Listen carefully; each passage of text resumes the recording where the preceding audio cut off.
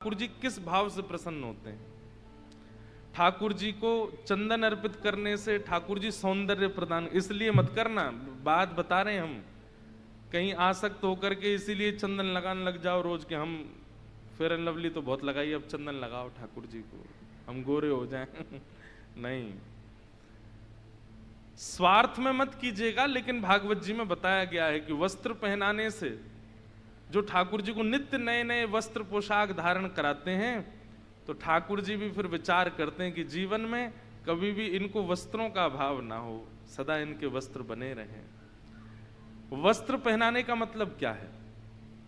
हमारी जो मर्यादा है, हमारी जो लाज है, हमारी जो इज्जत है, वो सदा ढकी रहे, उस पर कभी कोई आंच ना आवे। तो जो लोग ठाकुर जी को वस्त्र पहनाते हैं, कभी भी संसार में किसी उनकी क्रिया से उनकी इज्जत पर आंच नहीं आती। इसलिए ठाकुर जी को नित्य सुंदर सुंदर पोशाक पहनाओ, बना बना के धारण कराओ। देखिए, आप लोग बनी बनाई पोशाक पहनाते हैं, अच्छी बात है, लेकिन थोड़ा विचार किया कीजिए, ज्यादा जड़ाऊ वस्त्र, ज्यादा भारी वस्त्र, ज्यादा चुभने वाले वस्त्र ठाकुर जी को नहीं पहनाया कीजिए। सुख का विचार किया कीजिए ठाकुर जी के लिए। अब जैसे अभी ग्रीष्म ऋतु है, तो अभी ठाकुर जी को ऐसी पोशाक पहनानी चाहिए जिससे उनको, अब आपकी तरह ठाकुर जी एसी में नहीं बैठे हैं, भावना ये होती है कि ठाकुर जी तो वन में गैया चराने गए हैं, तो गैया चराने के लिए जाएंगे, अब आप जड़ाऊ वस्त्र पहना दोगे, उनमें मोती लटक रहे हैं, इतने वजन तो ठाकुर जी के नहीं जितना पोशाक में है, वो कैसे गैया चराने जाएंगे? इसलिए बहुत विचार करके सेवा किया कीजिए ठाकुर जी की। तो वस्त्र ऐसे धारण कराओ जो ठाकुर जी को सहज लगे। इत्र ऐसा धारण कराओ जो ऋतु के अनुकूल हो। अब कई लोग भयंकर गर्मी में हिना का इत्र लगा देते हैं, शमामा का इत्र लगा देते हैं, नहीं, ठाकुर जी को गर्मी लगती है, इसलिए ऋतु के अनुसार इत्र होना चाहिए। खस का इत्र लगाओ, गुलाब का इत्र लगाओ, अभी गर्मी चल रही है, मोगरा का इत्र लगाओ। तो वस्त्र प्रदान करने से कभी भी लाज का हनन नहीं होता। फिर दूसरा बताया ठाकुर जी को माला पहनाने से।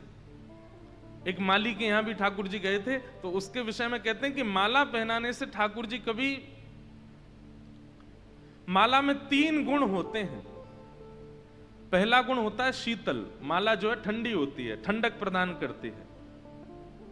माला का दूसरा गुण होता है सुगंधी, और माला का तीसरा गुण होता है सुंदरता।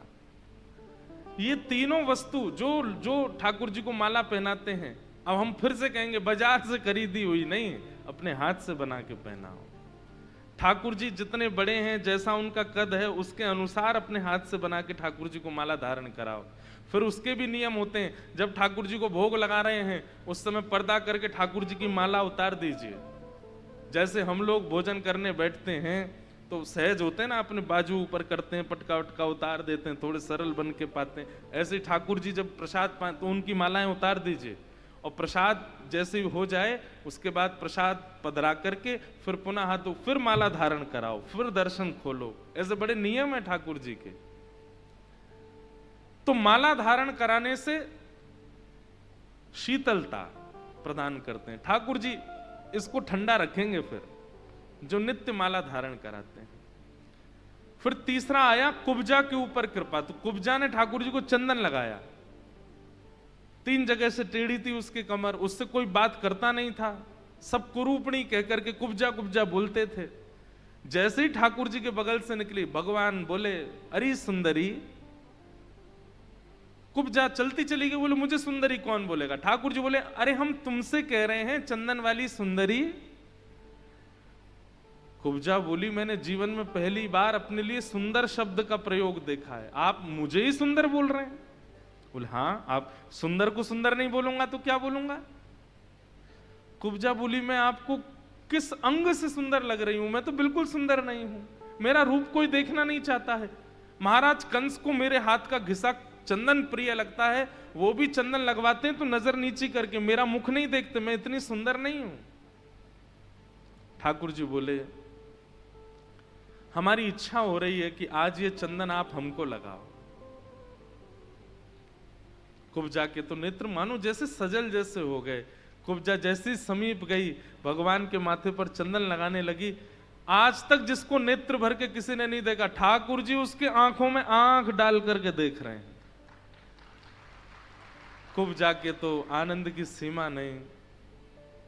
भगवान के मुखमंडल पर चंदन लगाया, गाल पर चंदन लगाया, ऐसे जैसे चंदन लगाया, नेत्र सजल, आंसू गिर रहे हैं नेत्रों से। ठाकुर जी ने तुरंत कुब्जा की ठोड़ी पकड़ी और अपना चरण उसके चरण पर रखा और पकड़ करके जैसे ही एक झटका दिया ठाकुर जी ने, 3 जगह से जो वो टेढ़ी थी सीधी हो गई और परम सुंदर स्वरूप हो गया उसका।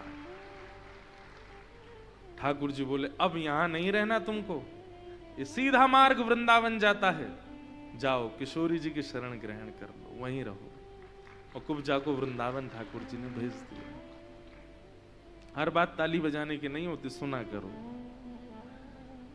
चंदन अर्पित करने से ठाकुर जी बाह्य नहीं आंतरिक सौंदर्य प्रदान करते हैं। कई लोग वो रूप से गोरे नहीं हैं, कई लोगों के नैन नक्श इतने सुंदर नहीं है, मतलब बाह्य सुंदरता नहीं होती, पर वो व्यक्तित्व इतना सुंदर होता है कि उसके समीप बैठना, उससे बात करना, उसके साथ बोलना, उससे कुछ सुनना, उसको कुछ सुनाना अच्छा लगता है।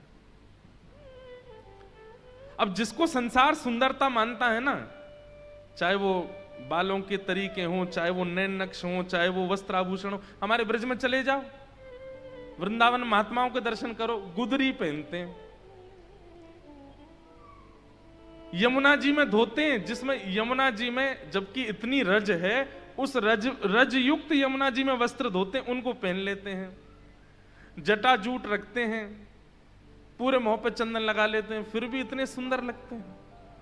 बड़ी बड़ी दाढ़ियां हैं, बड़े बड़े केश हैं, बड़ी बड़ी जटाएं हैं, ना पहनने की ज्यादा व्यवस्था है, ना श्रृंगार की ज्यादा व्यवस्था, लेकिन फिर भी कितने सुंदर लगते हैं। ठाकुर जी आंतरिक सुंदरता प्रदान करते हैं, बाह्य नहीं।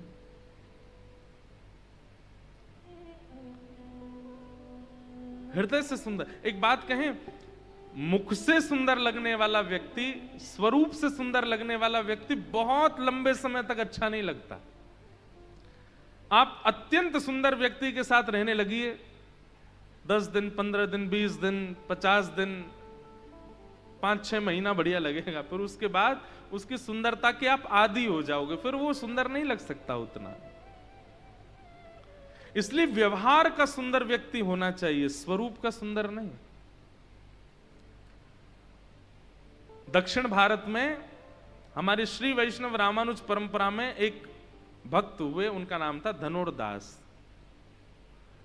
उनकी पत्नी इतनी सुंदर थी कि वो पत्नी के ऊपर छतरी लगा के चलते थे रास्ते में।